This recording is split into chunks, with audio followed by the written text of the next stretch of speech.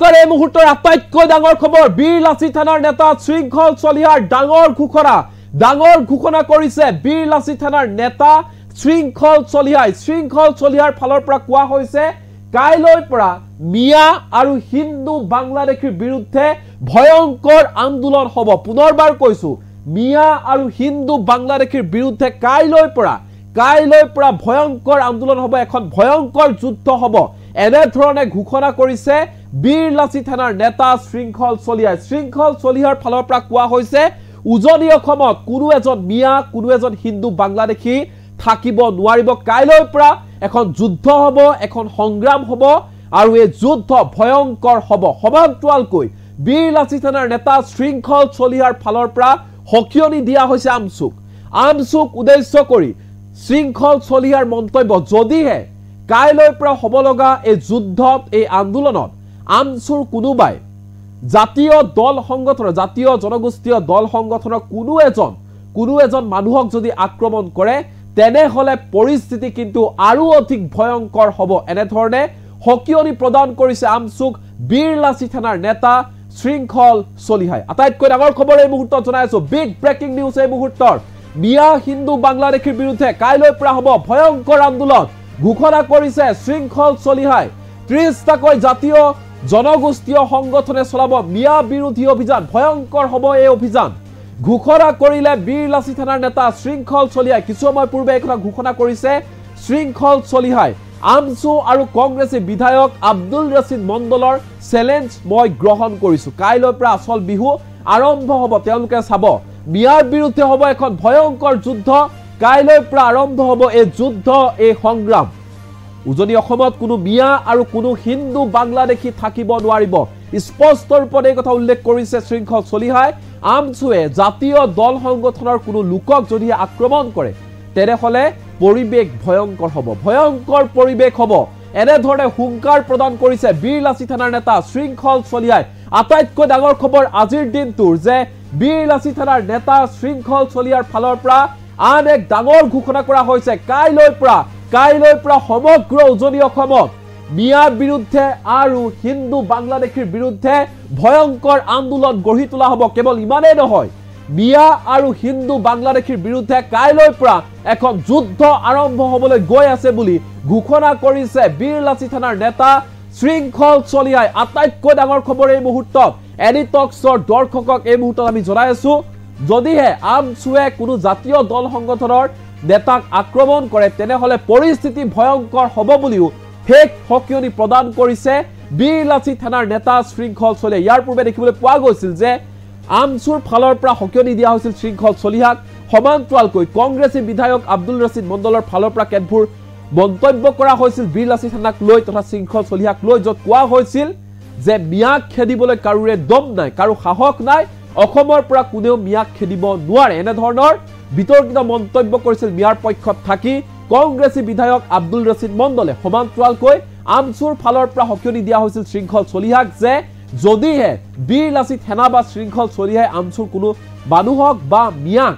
আক্ৰমণ কৰে মিয়াৰ ওপৰত যদি হাত তোলে তেনেহলে ভয়ংকৰ পৰিস্থিতি হ'ব ইয়াৰ বাবে জগৰীয়া হ'ব দুখী হ'ব শৃংখল চলিহা এই যি দুটা প্ৰত্যাহ্বান জনোৱা হৈছিল শৃংখল চলিহাক তাৰ পিছতে শৃংখল চলিহাৰ ফালৰ পৰা স্পষ্ট ৰূপত এই ঘোষণা কৰা হৈছে ডাঙৰ ঘোষণা কৰা হৈছে শৃংখল চলিহাৰ ফালৰ পৰা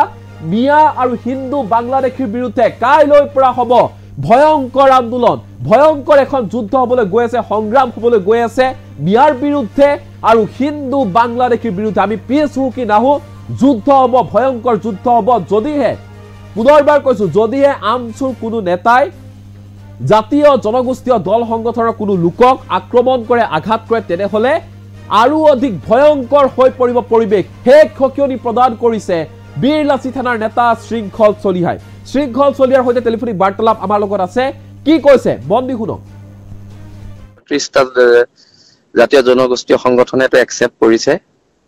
আৰু এটা কথা স্পষ্ট অসমত বিশেষকৈ উজনি অসমত কোনো কাৰণতে বহিৰাগত মানুহৰ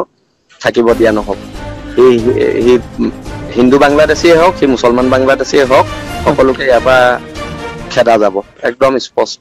আৰু এটা কথা ওলাইছে এতিয়া আমচুৰ উপদেষ্টা হয় আমচুৰ চ্যালেঞ্জ আমি একচেপ্ট কৰিছো হয় আনছু হওক ৰচিদ মণ্ডল হওক আমি সকলো বাংলাদেশী মূলৰ মানুহৰ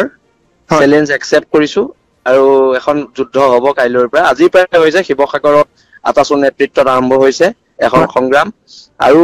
সংগ্ৰাম হ'ব কাইলে সকলোৱে তাত সহযোগ কৰিব কোৱা শিৱসাগৰ 30টা জাতীয় জনগোষ্ঠীয় সংগঠনৰ এটা সিদ্ধান্ত আছিল হয় আৰু আমি সিদ্ধান্তত অটল আৰু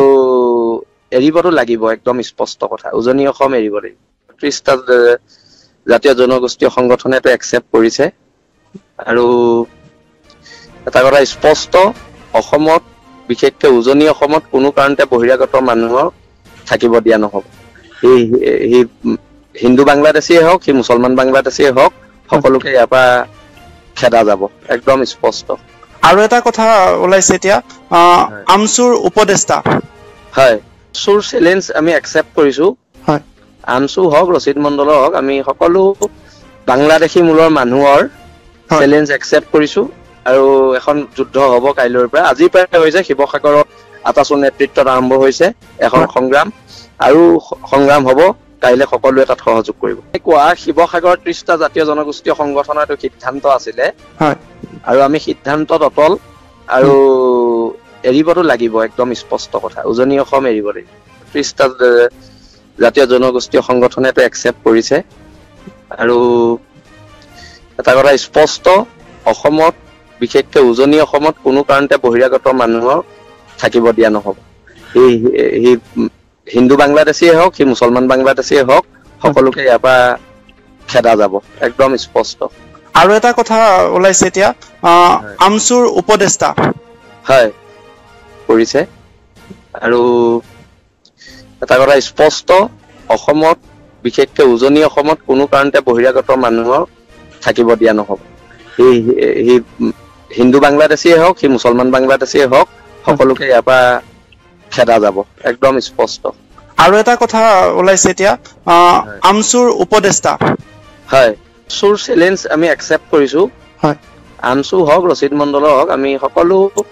বাংলাদেশী মূলৰ মানুহৰ চ্যালেঞ্জ একসেপ্ট কৰিছো আৰু এখন যুদ্ধ হ'ব কাইলৈৰ পৰা আজি প্ৰায় হৈছে শিৱসাগৰত আতাছৰ নেতৃত্বত আৰম্ভ হৈছে এখন সংগ্ৰাম আৰু সংগ্ৰাম হ'ব কাইলে সকলোৱে তাত সহযোগ কৰিব কোৱা শিৱসাগৰ 30টা জাতীয় জনগোষ্ঠীয় সংগঠনৰ এটা সিদ্ধান্ত আছিল হয় আৰু আমি সিদ্ধান্তত অটল আৰু এৰিবটো লাগিব একদম স্পষ্ট কথা উজনি অসম এৰিব লাগিব 30টা জাতীয় জনগোষ্ঠীয় সংগঠনে এটা একসেপ্ট কৰিছে আৰু এটা কথা স্পষ্ট অসমত বিশেষকৈ উজনি অসমত কোনো কাৰণতে বহিৰাগত মানুহৰ থাকিব দিয়া নহব এই হিন্দু বাংলাদেশী হওক কি মুছলমান বাংলাদেশী হওক সকলোকে ইয়াৰ পৰা খেদা যাব একদম স্পষ্ট আৰু এটা কথা ওলাইছে এতিয়া আমছুৰ উপদেষ্টা হয় সুৰ চ্যালেঞ্জ আমি একসেপ্ট কৰিছো হয় আমছু হওক ৰচিদ মণ্ডল হওক আমি সকলো বাংলাদেশী মূলৰ মানুহৰ চ্যালেঞ্জ একসেপ্ট কৰিছো আৰু এখন যুদ্ধ হ'ব কাইলৈৰ পৰা আজি প্ৰায় হৈছে শিৱসাগৰত আতাছৰ নেতৃত্বত আৰম্ভ হৈছে এখন সংগ্ৰাম আৰু সংগ্ৰাম হ'ব কাইলে সকলোৱে তাত সহযোগ কৰিব কোৱা শিৱসাগৰ 30টা জাতীয় জনগোষ্ঠীয় সংগঠনৰ এটা সিদ্ধান্ত আছিল হয় আৰু আমি সিদ্ধান্তত অটল আৰু এৰিবটো লাগিব একদম স্পষ্ট কথা উজনি অসম এৰিব লাগিব 30টা জাতীয় জনগোষ্ঠীয় সংগঠনে এটা একসেপ্ট কৰিছে আৰু এটা কথা স্পষ্ট অসমত বিশেষকৈ উজনি অসমত কোনো কাৰণতে বহিৰাগত মানুহৰ থাকিব দিয়া নহব এই হিন্দু বাংলাদেশী হওক কি মুছলমান বাংলাদেশী হওক সকলোকে ইয়াৰ পৰা খেদা যাব একদম স্পষ্ট আৰু এটা কথা ওলাইছে এতিয়া আমছুৰ উপদেষ্টা হয় সুৰ চ্যালেঞ্জ আমি একসেপ্ট কৰিছো হয় আমছু হওক ৰচিদ মণ্ডল হওক আমি সকলো বাংলাদেশী মূলৰ মানুহৰ চ্যালেঞ্জ একসেপ্ট কৰিছো আৰু এখন যুদ্ধ হ'ব কাইলৈৰ পৰা আজি প্ৰায় হৈছে শিৱসাগৰত আতাছৰ নেতৃত্বত আৰম্ভ হৈছে এখন সংগ্ৰাম আৰু সংগ্ৰাম হ'ব কাইলে সকলোৱে তাত সহযোগ কৰিব কোৱা শিৱসাগৰ 30টা জাতীয় জনগোষ্ঠীয় সংগঠনৰ এটা সিদ্ধান্ত আছিল হয় আৰু আমি সিদ্ধান্তত অটল আৰু এৰিবটো লাগিব একদম স্পষ্ট কথা উজনি অসম এৰিব লাগিব